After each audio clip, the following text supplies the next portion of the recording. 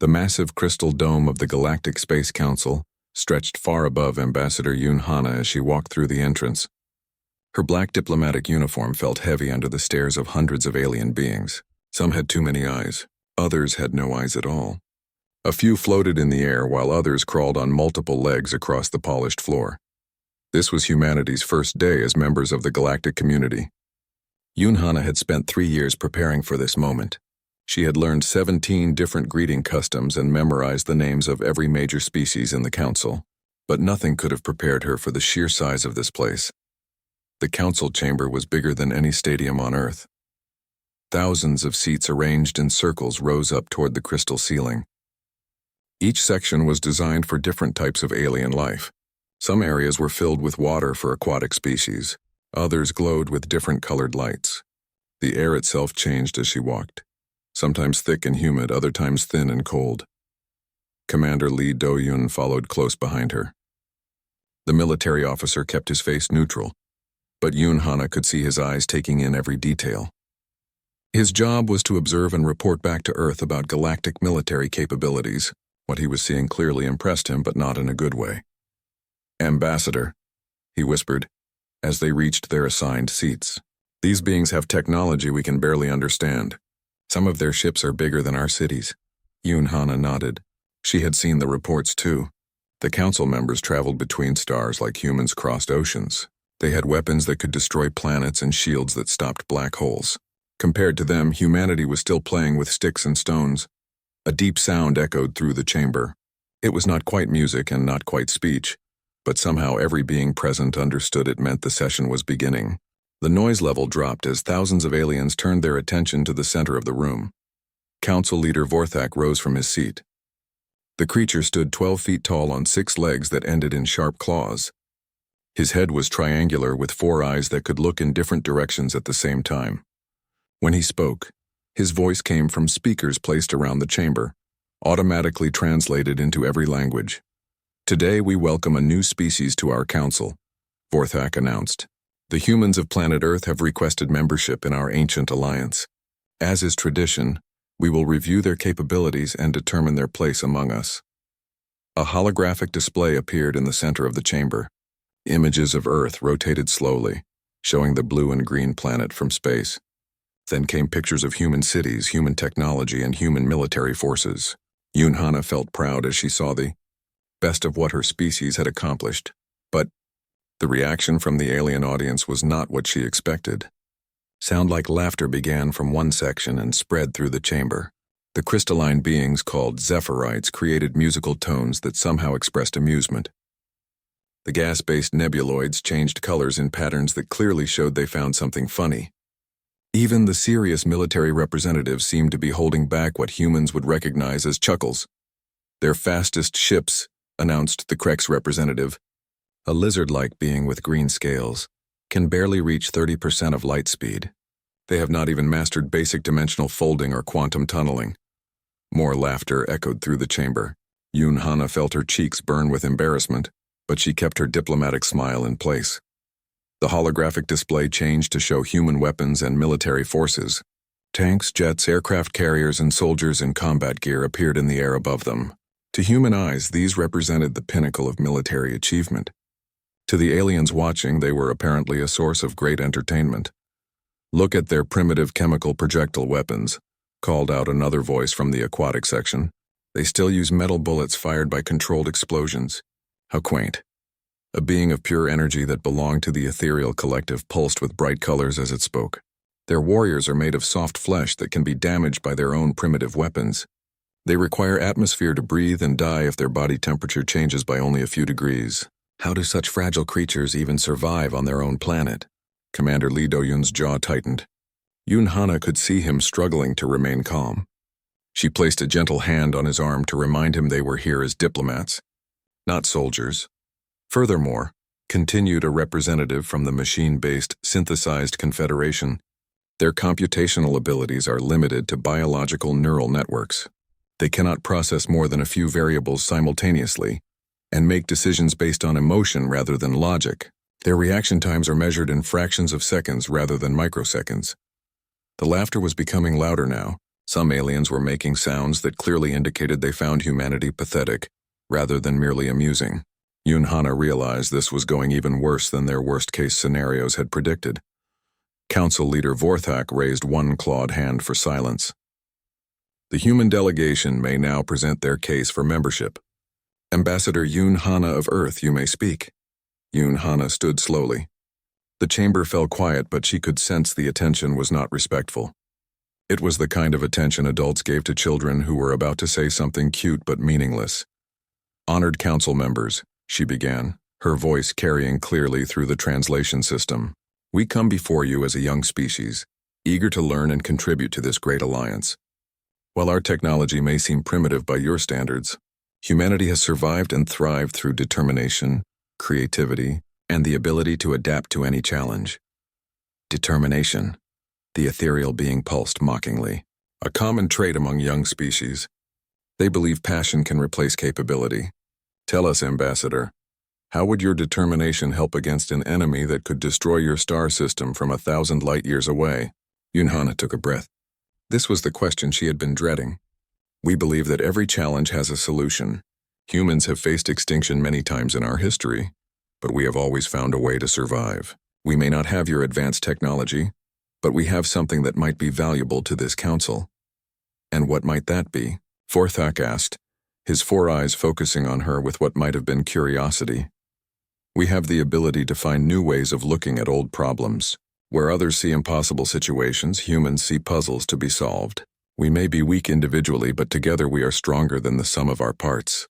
The chamber erupted in what was definitely laughter now. The sound was not cruel exactly, but it was the kind of laughter reserved for someone who had just said something unintentionally funny.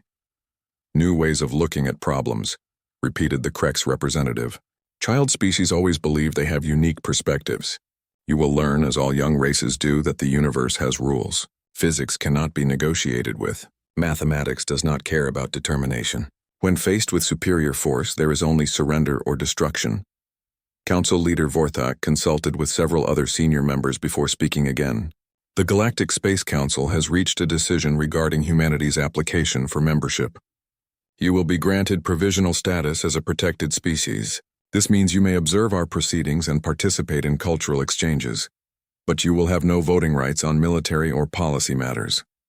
Yunhana felt her heart sink.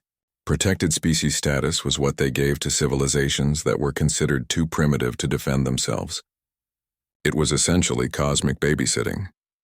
Until such time as your species demonstrates the capability to contribute meaningfully to galactic defense, Vorthak continued, you will remain under the protection of more advanced council members. Your home system will be monitored and defended by our forces should any threat arise. As the session ended and aliens began filing out of the chamber, Commander Lee Do-hyun approached Yunhana. His weathered face showed controlled anger that matched her own feelings. Ambassador, with all due respect to diplomatic protocol, they just classified us as cosmic children who need constant supervision. Yunhana watched the last of the alien delegates leaving. Many were still making amused sounds as they discussed humanity's presentation. She straightened her uniform and lifted her chin. I know, Commander, but this is just the beginning. They think they know what humans are capable of based on our technology and our biology. They have no idea what we can really do when the situation demands it.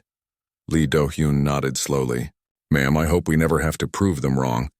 But if we do, they're going to be very surprised. Neither of them could have imagined how prophetic those words would prove to be. 3 months had passed since humanity received protected species status. Ambassador Yunhana had grown used to the condescending looks from other delegates.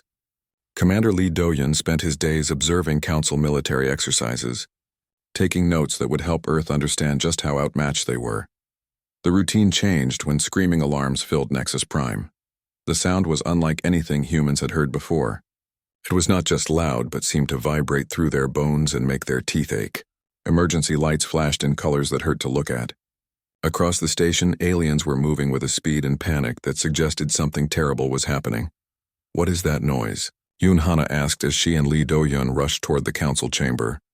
Emergency alert system, replied Dr. Nam Woo-jin, the human science officer who had been studying alien technology. Something big enough to scare these advanced species. That should worry us. They entered the chamber to find chaos. Representatives from hundreds of species were talking, shouting, or making whatever sounds passed for urgent communication in their cultures. Holographic displays showed star maps with flashing red indicators. The symbols meant nothing to the humans, but the fear in the room was universal.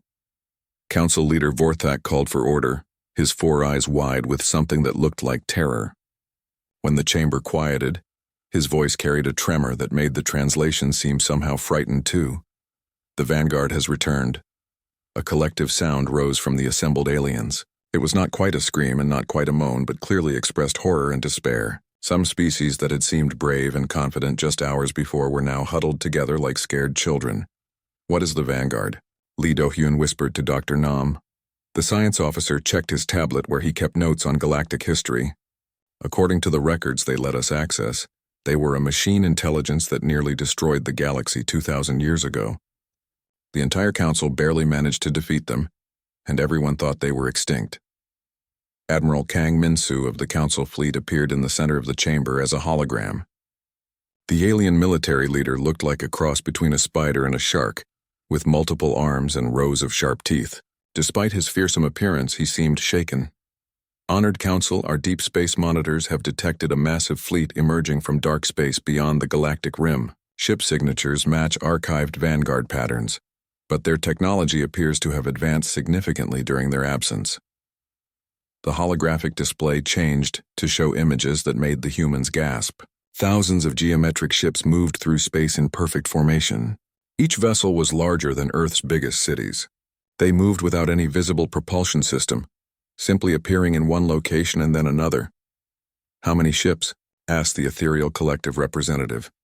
"Current count is over 40,000 vessels, with more appearing every hour. They are heading directly for the Kepler system."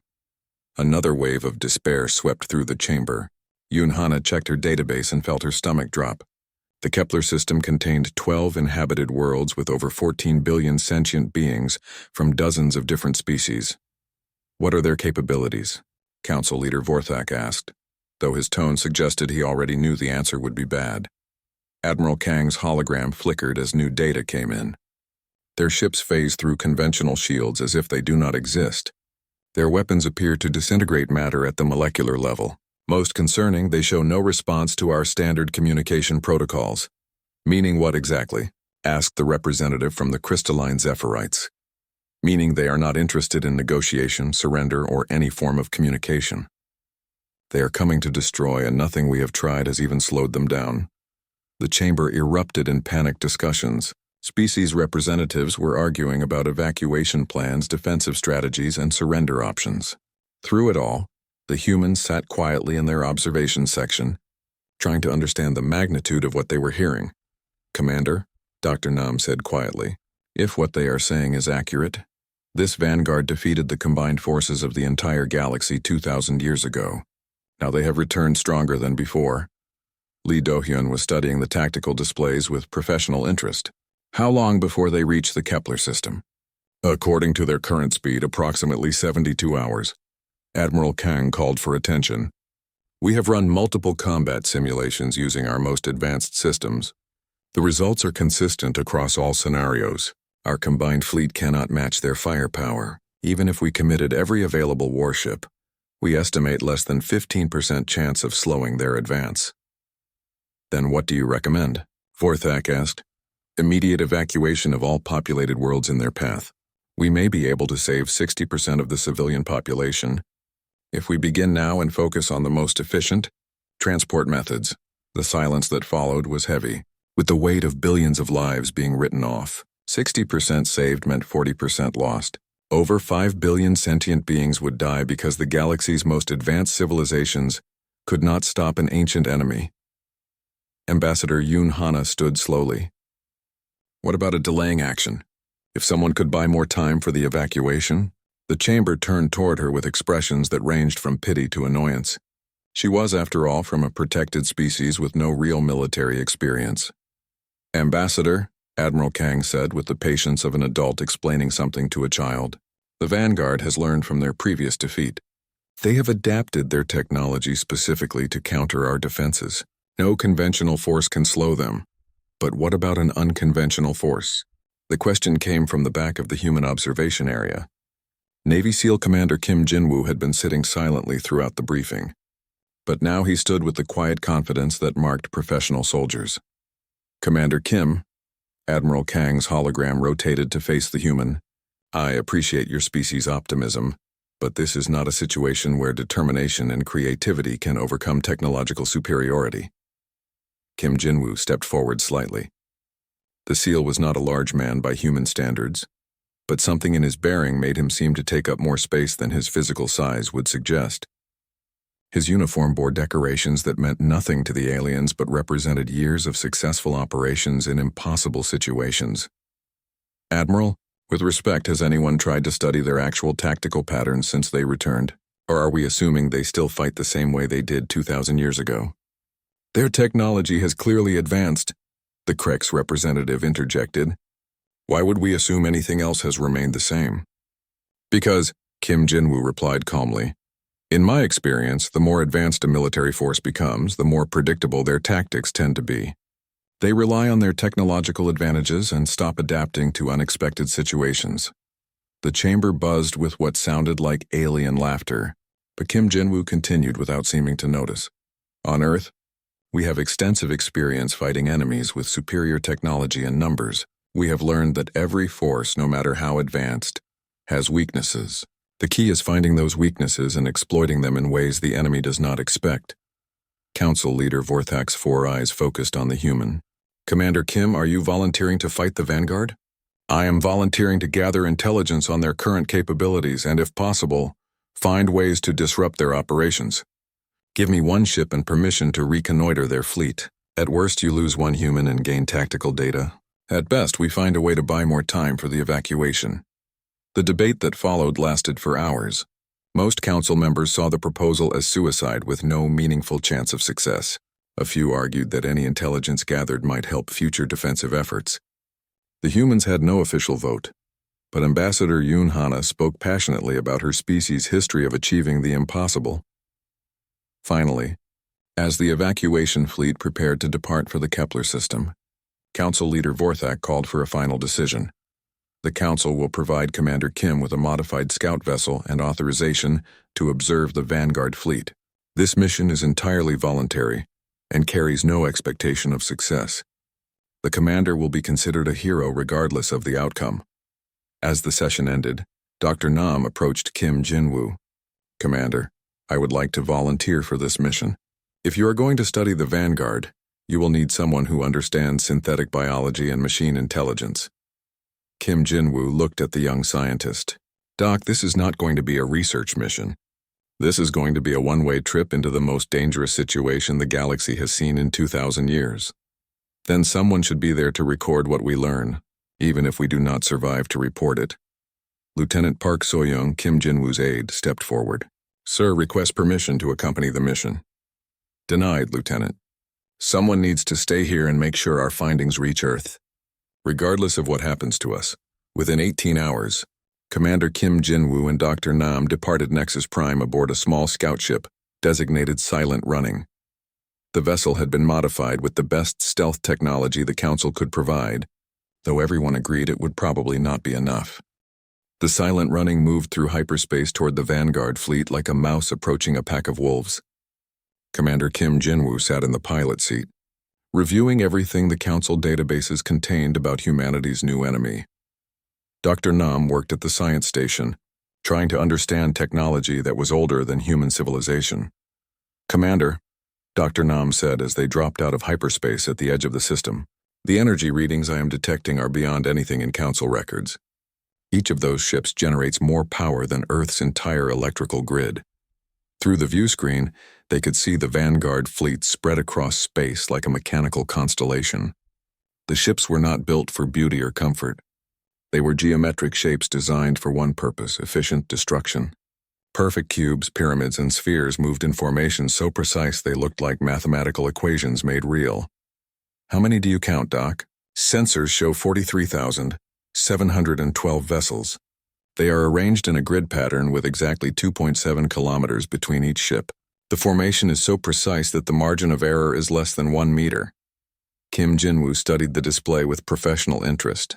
In his 20-year military career, he had learned to read enemy formations like other people read books. What he saw here was impressive but also revealing. They are thinking like machines, not like warriors. Look at those formations. Perfect mathematical spacing, optimal firing solutions, maximum coverage of all approach vectors, but no flexibility, no adaptation to changing conditions.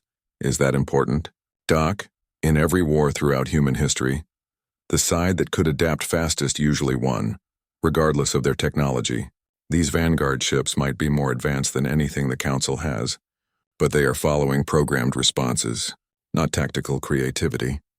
The silent running used its stealth systems to approach the outer edge of the fleet. The ship's design was based on human submarine technology, adapted for space warfare. Instead of hiding from sonar, it masked electromagnetic signatures and heat emissions. The modifications were primitive by galactic standards, but they worked differently than anything the Vanguard had encountered before. Their sensors are scanning for quantum signatures, dimensional distortions, and exotic matter emissions, Dr. Nam reported. But they are not looking for simple thermal and electromagnetic masking. Kim Jinwoo smiled grimly. Sometimes the old ways work best. They spent hours observing the fleet, recording everything. The Vanguard ships moved with mechanical precision, but Kim Jinwoo began to notice patterns. Every formation change happened at exactly the same time intervals. Every response to stimuli followed identical parameters. The fleet was impressive, but it was also predictable. Doc, can you identify their command structure? The larger vessels appear to be coordination nodes. They transmit orders to smaller ships, which execute maneuvers in perfect synchronization. It is like watching a single mind controlling thousands of bodies. That gives me an idea. But first, we need to test something. Kim Jinwoo piloted the silent running toward the fleet's logistics area. Even the most advanced military force needed supplies, fuel, and maintenance. The Vanguard was no exception. Automated mining ships harvested asteroids for raw materials. Fuel depots stored energy in massive containers. Communication relays kept the fleet connected across vast distances. What are you planning, Commander? A little experiment in asymmetric warfare. Kim Jinwoo had brought standard human military equipment, shaped charges, electromagnetic pulse devices, and simple explosive compounds. The technology was crude compared to galactic weapons, but it had advantages. It was unpredictable, easily modified, and designed to work in hostile environments. The first target was an automated mining operation on a small asteroid.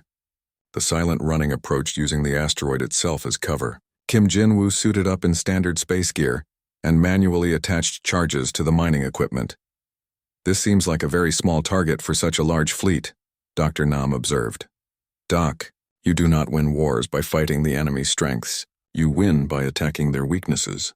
Let me show you something. The explosion was tiny compared to the massive fleet nearby. It destroyed one mining operation out of hundreds, but Kim Jinwoo was not trying to cause major damage. He was trying to provoke a response. The Vanguard reaction was immediate and predictable. Hunter-killer units detached from the main fleet to investigate the disturbance. They arrived in perfect formation, scanned the area with methodical thoroughness, and found nothing. The silent running had already moved to its next target. Over the following hours, Kim Jinwoo struck at fuel depots, communication nodes, and supply convoys. Each attack was small and caused minimal damage. But the cumulative effect was significant. Vanguard ships began diverting from their planned course to investigate anomalies and protect logistics assets. Commander, you are forcing them to react instead of act. They are responding to your initiative rather than following their own plan. Exactly. And look at how they respond. The Vanguard hunter-killer units moved in predictable patterns following programmed search protocols. They were efficient but inflexible. When Kim Jinwoo attacked from an unexpected angle, they took precious seconds to recalculate their response. Those seconds were enough for the silent running to escape and prepare the next strike. But the real breakthrough came when Dr. Nam discovered something crucial about Vanguard technology. Commander, I have been analyzing the energy signatures from their ships. They are all connected through quantum-entangled communication networks. Every ship receives orders simultaneously across the entire fleet. That sounds like an advantage for them. It is, but it is also a vulnerability. The communication system relies on nodes that maintain quantum coherence across vast distances. If those nodes were disrupted, Kim Jinwoo understood immediately. The entire fleet would lose coordination. For a brief time, yes. But disrupting quantum entanglement requires very specific electromagnetic frequencies and precise timing. Doc, human military engineers have been building electromagnetic pulse weapons for over a century. We might not understand quantum physics as well as these machines, but we understand how to scramble. Communications. They spent the next several hours modifying the silent running systems. Dr. Nam provided the theoretical framework, while Kim Jinwoo handled the practical engineering. The result was crude but functional. An electromagnetic pulse device designed specifically to disrupt quantum communication networks. The primary communication node was located at the center of the fleet, surrounded by thousands of Guardian vessels. Getting close enough to use their improvised weapons seemed impossible. But Kim Jinwoo had spent his career doing impossible things. Doc, I need you to calculate the exact timing for maximum effect. When I activate the pulse, how long will their communications be down? Based on my analysis, approximately 3 to 4 seconds. After that, their systems will adapt and compensate. 3 seconds is enough. Kim Jinwoo programmed the ship's autopilot with a series of maneuvers that would have been called suicide by any reasonable person. The silent running would approach the communication node at maximum speed, using larger Vanguard ships as cover.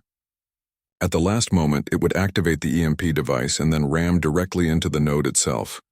Commander, this plan has virtually no chance of success. Even if we manage to reach the target, we will not survive the impact. Doc, sometimes the mission is more important than the people doing it. My daughter is going to grow up in a universe where these machines exist. I want her to grow up in a universe where they can be stopped.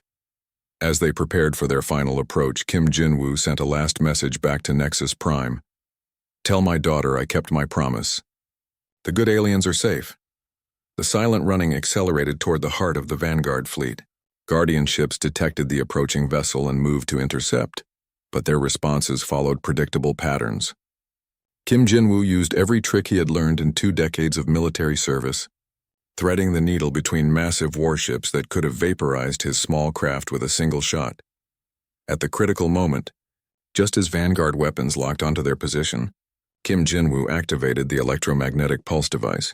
The effect was immediate and devastating.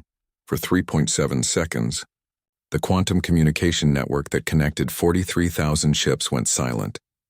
In those seconds, Kim Jinwoo proved that courage and creativity could triumph over superior technology.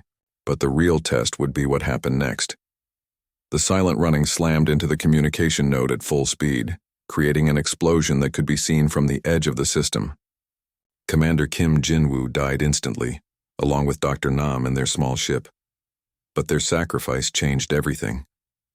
Without central coordination, the Vanguard fleet began receiving contradictory orders from backup communication nodes.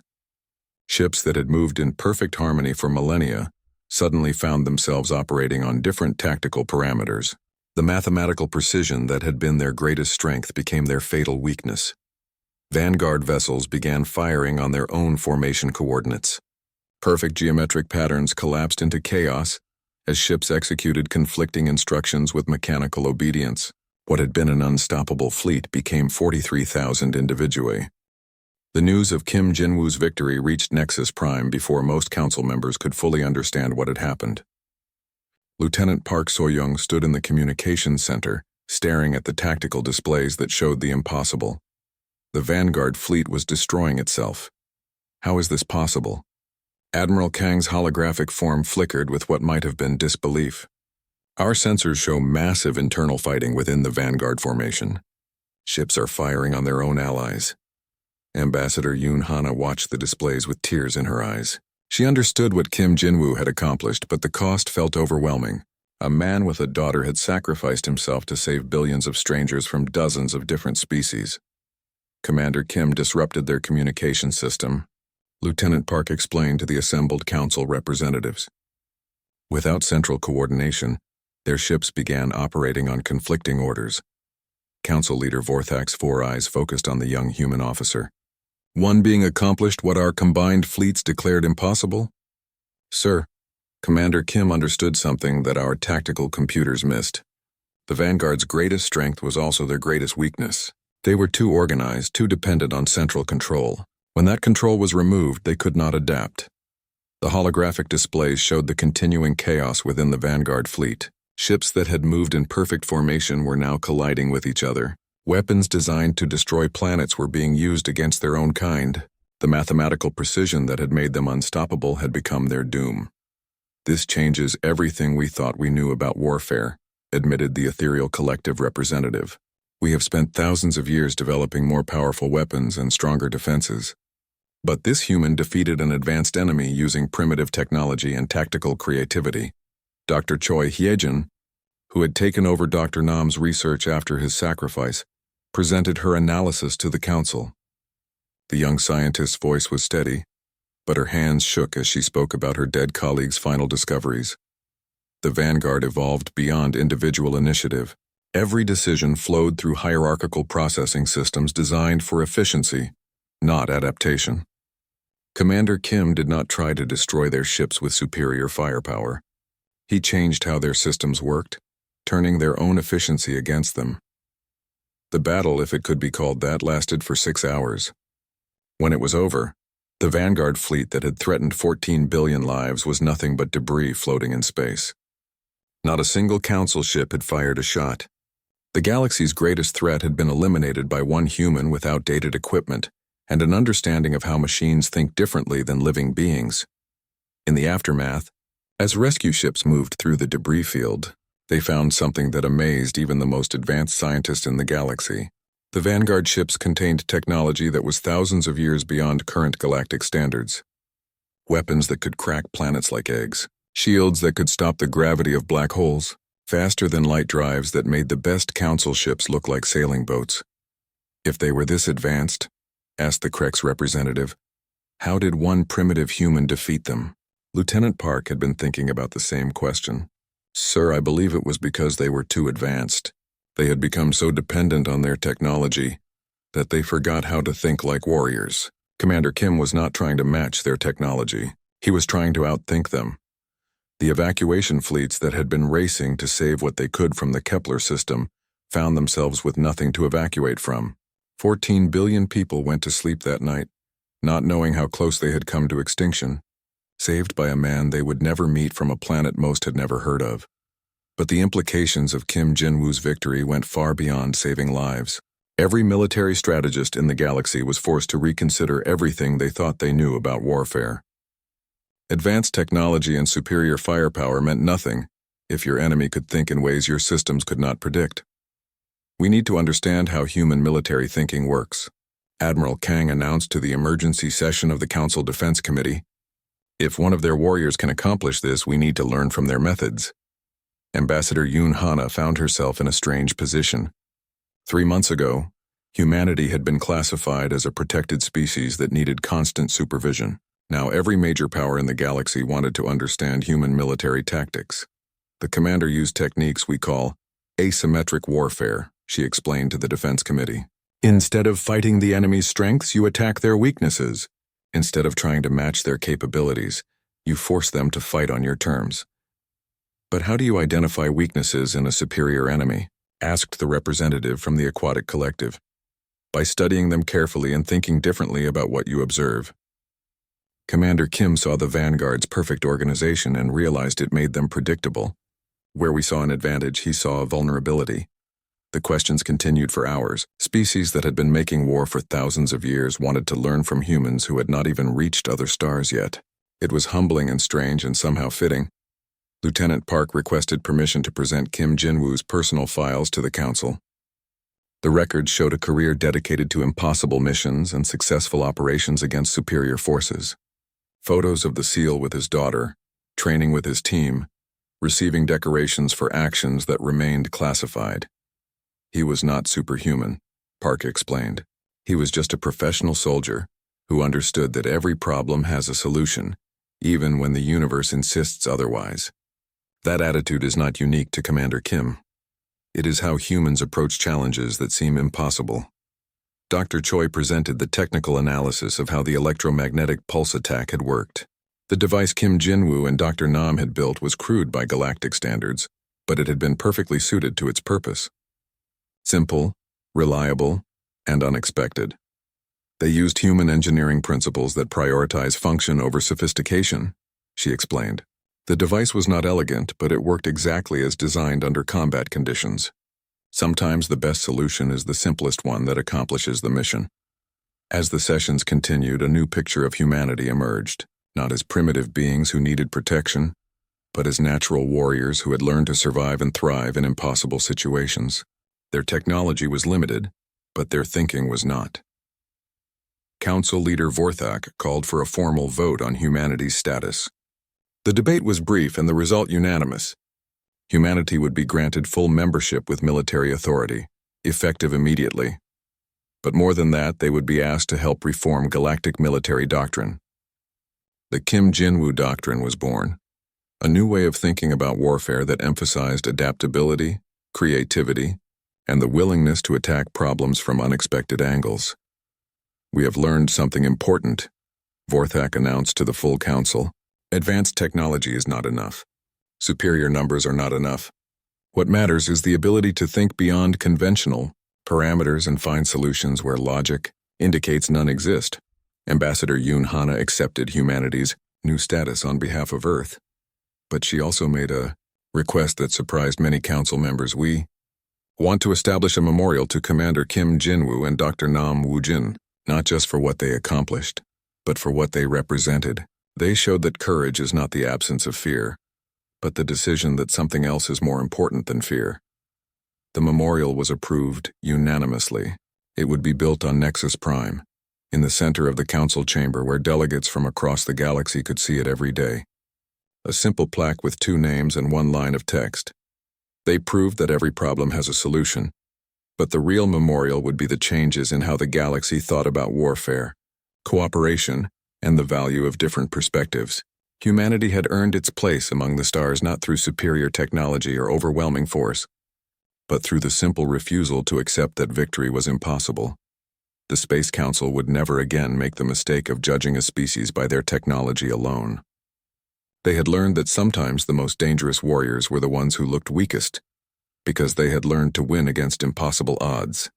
6 months after the Vanguard incident, the galaxy was still trying to understand what had changed. The Human Galactic Exchange Program had begun, with human military advisors working alongside alien forces across hundreds of worlds. What they were teaching was not new technology or advanced weapons, but a different way of thinking about impossible problems. Captain Song Mirai stood on the bridge of the Council warship Harmony, watching her mixed alien crew prepare for what should have been a routine patrol mission. The draconian weapons officer had learned to question his targeting solutions before firing.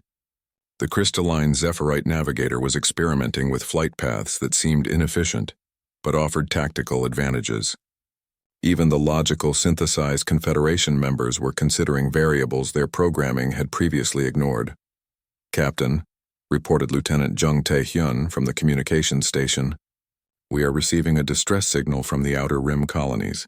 Pirates are attacking trade convoys using hit-and-run tactics. Song Mirai studied the tactical display. The pirates were using small, fast ships to strike at larger, heavily defended convoys. They would appear suddenly, disable or destroy their targets, and vanish before reinforcements could arrive. It was classic asymmetric warfare, and the traditional council response was not working. How many ships do we have available? She asked Admiral Kang, who was observing the human training program in action. 12 heavy cruisers and 40 escort vessels. More than enough firepower to destroy the pirate fleet if we can find them. But that is the problem, is it not? They are not fighting us where our advantages matter. They are choosing when and where to engage. Song Mirai had learned from Kim Jinwoo's example that sometimes the best way to catch a fast enemy was not to chase them, but to make them come to you. She proposed a plan that would have been rejected as too risky just months earlier. We disguise our heavy cruisers as merchant vessels and send them along the most commonly attacked trade routes. When the pirates attack what they think is an easy target, they find themselves engaging warships instead. The operation was a complete success. Pirates expecting to attack helpless merchants found themselves facing military vessels with full tactical crews. But more importantly, the human approach to the problem had worked where traditional methods had failed. Captain Song demonstrated classic human military thinking, Admiral Kang reported to the Council Defense Committee. Instead of trying to hunt an elusive enemy, she created conditions where the enemy would hunt her, allowing her to control the terms of engagement. Similar successes were being reported across the galaxy. Human advisors were helping solve problems that had seemed unsolvable. A rebellion on the mining worlds of the Kepler system ended when humans suggested negotiating with the rebels instead of fighting them. Border disputes between ancient enemies were resolved through creative compromise rather than military force. But the most significant change was in how other species were beginning to think. The rigid military doctrines that had dominated galactic warfare for thousands of years were being replaced by flexible, adaptive strategies that emphasized creativity over conventional strength. Commander Park So-young, now promoted to head the Human Military Advisory Division, found herself briefing the Council on Humanity's military philosophy. The young officer who had once watched Kim Jin-woo prepare for his final mission was now teaching alien generals about human strategic thinking. The key principle, she explained, is that every situation is unique and requires a unique solution. Pre-programmed responses and standard operating procedures are useful starting points, but they cannot replace the ability to adapt and improvise when conditions change. The questions came from species that had been making war longer than humans had existed, but they were asking to learn from the youngest military tradition in the galaxy. How do you train soldiers to think creatively under pressure? Asked the ethereal collective representative. By giving them problems that have no obvious solution and requiring them to find one anyway. By teaching them that failure is acceptable as long as they learn from it and try again. By showing them that sometimes the best answer is one that no one else has thought of before. But how do you maintain discipline and coordination if every soldier is thinking independently? You do not eliminate independent thinking. You channel it toward the mission objective. A human military unit works like a jazz band. Everyone knows the basic structure, but they improvise within that framework to create something that is more than the sum of its parts. The concept was difficult for many species to understand. Military forces across the galaxy had been built on the principle of predictable, coordinated responses. The idea that soldiers should be encouraged to think for themselves and adapt their tactics in real time was revolutionary. Dr. Choi Hye-jin presented her continuing analysis of the Vanguard defeat, focusing on the implications for future military development. Her research had become the foundation for new tactical doctrines being implemented across Council forces. Commander Kim succeeded because he approached the problem from a direction the Vanguard could not predict or counter. Their systems were designed to handle every known type of attack, but they could not adapt to something genuinely new. This suggests that the key to victory is not necessarily superior technology, but superior creativity. The memorial to Kim Jin-woo and Dr. Nam had become a gathering place for military officers from across the galaxy. The simple plaque with its single line of text had become a symbol of the new approach to warfare. They proved that every problem has a solution. Ambassador Yoon Hana often found herself standing before the memorial, thinking about how much had changed. Humanity had gone from protected species status to military advisors for the galaxy's most advanced civilizations. But the real change was not in humanity's status. It was in how everyone else was beginning to think. We underestimated your species, Council Leader Vorthak admitted during a private meeting with the human delegation. We saw your primitive technology and assumed you were primitive thinkers. We have learned that intelligence and wisdom are not the same as technological advancement. We all make assumptions based on what we can easily measure, Yoon Hana replied. The important thing is being willing to change those assumptions when new evidence appears. Lieutenant Lee Kyung-min, one of the newest human advisors, reported on a breakthrough in interspecies military cooperation. Joint training exercises that had previously failed due to incompatible doctrines were now succeeding because of human-developed adaptive training methods instead of trying to force different species to fight. The same way, he explained. We are teaching them to use their natural advantages in coordinated but flexible tactics. The aquatic species excel at underwater operations. The crystalline species can operate in environments that would kill others. The energy beings can go places physical ships cannot reach. The key is combining these abilities in unexpected ways. The success stories continued to accumulate. What had started as an emergency response to the Vanguard threat was becoming a fundamental shift in how the galaxy approached military challenges. Species that had been enemies for centuries were learning to work together. Ancient tactical doctrines were being replaced by adaptive strategies that emphasized cooperation over competition. But perhaps most importantly, the galaxy was learning that strength came not from being the biggest or the most advanced, but from being the most willing to learn, adapt, and change when circumstances required it. The Space Council that had once mocked humanity's courage was now asking human advisors to help reform their entire military structure. The transformation was not just tactical, it was philosophical. For the first time in galactic history, military doctrine emphasized the value of thinking differently rather than thinking bigger. "We have created something new," Admiral Kang observed during a review of the program's first year. "Not just better weapons or stronger defenses, but better ways of understanding conflict itself. The humans have taught us that the most powerful weapon is an open mind. But the real test of these new ideas would come sooner than anyone expected." Deep space monitors detected another threat approaching from beyond the galactic rim. This time it was not machines but a biological plague that consumed entire ecosystems, leaving dead worlds in its wake. The traditional response would have been to build bigger weapons and stronger barriers. Instead, the galaxy's new hybrid military doctrine suggested a different approach.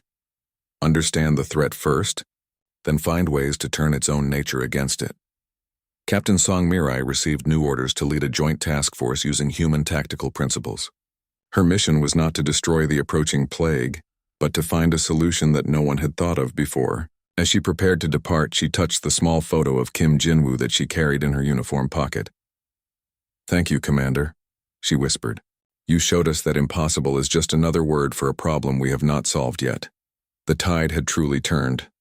The galaxy that once saw humans as weaklings in need of protection now looked to them for leadership in the face of the unknown. And humanity, for its part, was ready to prove once again that courage and creativity could triumph over any challenge the universe chose to present. 5 years had passed since Kim Jinwoo changed the galaxy forever. The anniversary of his sacrifice had become a day of remembrance across hundreds of worlds. Celebrated by species that had never heard of Earth before, humanity proved that courage was not measured by technology or physical strength. Ambassador Yun Hana stood once again in the council chamber, but this time she was not representing a protected species seeking acceptance. She was presenting the annual report on the Human Galactic Military Exchange Program, which had become one of the most successful cooperative ventures in galactic history. In the past year, she announced to the assembled delegates, joint human-alien tactical units have resolved 43 regional conflicts, defeated 2 major pirate organizations, and successfully contained the biological plague that threatened the Outer Rim colonies. More importantly, we have done this with significantly fewer casualties than traditional military responses would have required. The statistics were impressive, but they told only part of the story. The real change was visible in how the various species interacted with each other. Where once there had been rigid hierarchies based on technological advancement, now there was genuine cooperation based on mutual respect for different approaches to problem solving. Council Leader Vorthak, now nearing the end of his term, reflected on the transformation he had witnessed. His 4 eyes focused on the memorial at the center of the chamber, where fresh flowers from dozens of worlds were always placed by visiting delegations. When Commander Kim Jinwoo first volunteered for his mission against the Vanguard, Vorthak said, "I believed we were witnessing a noble but futile gesture. I could not have imagined that his sacrifice would reshape how we understand warfare, diplomacy, and cooperation itself." Admiral Kang presented the military analysis that had become an annual tradition. Each year, the report showed the same trend. Conflicts resolved through human-influenced tactics were shorter, less destructive, and more likely to result in lasting peace agreements. The Kim Jinwoo doctrine has proven effective not because it provides simple answers, but because it teaches us to ask better questions. Instead of asking how to defeat an enemy, we ask how to solve the underlying problem. Instead of planning for the expected attack, we prepare to adapt to the unexpected. Lieutenant Park So-young, now a full commander and director of the Human Military Academy on Nexus Prime, presented the graduation statistics for the latest class of Joint Species Tactical Officers. Representatives from 347 different worlds had completed the program, learning to think like humans while maintaining their own cultural and biological advantages. The most important lesson we teach, Commander Park explained, is that diversity of thought is a weapon more powerful than any technology. A team that includes different species, different backgrounds, and different ways of processing information can find solutions that no single group would discover alone. The success stories had become legendary throughout the galaxy. The crystal plague that had threatened to consume entire star systems was stopped when a joint team realized they could use the crystal's own growth patterns against them. The mechanical rebellion in the industrial sector ended when negotiators, trained in human psychology, found ways to communicate with artificial intelligences that had been considered irredeemably hostile. Dr. Choi Hee-jin, now the galaxy's leading expert on adaptive military strategy, presented her latest research on the psychological factors that made human tactics so effective. Her work had become required reading at military academies across known space. Humans succeed in impossible situations because they refuse to accept that situations are truly impossible. This is not mere optimism or ignorance. It is a trained mental discipline that allows them to continue searching for solutions when others have given up. More importantly, they have learned to teach this discipline to other species. But perhaps the most meaningful presentation came from an unexpected source. Kim So-hyun, now 17 years old, had traveled from Earth to address the council. The daughter of the man who saved the galaxy spoke with the quiet confidence that marked her father's sacrifice. My father told me once that the best warriors are not the ones who are never afraid, but the ones who do what needs to be done despite their fear. He was afraid when he left for his final mission, but he was more afraid of what would happen to all of you if he did nothing. Chamber was completely silent as she continued. Have spent the last 5 years studying the changes that happened because of what my father and Dr. Nam did. I see species that used to be enemies working together. I see problems being solved instead of fought over. I see a galaxy that is learning to be brave in new ways. She paused, looking around at delegates from hundreds of worlds who had come to honor her father's memory.